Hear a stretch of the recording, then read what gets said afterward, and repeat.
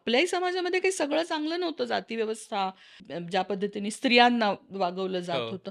तर हे दोष होतेच ना. ते दोष दुरुस्त करून आपण आणखी चांगले होऊ शकतो. पण आमच्याकडे कधीच काही वाईट नव्हतं. हा मग काय होतो, हा प्राईडचा एक त्याला खोटा अहंकारी आहे हो. आणि इगोच आहे हा. इगोच आहे म्हणजे तो आणि त्यातनं काही साध्य होत नाही. कारण हे म्हणण्यातनं कोणाचे हितसंबंध जपले जातात.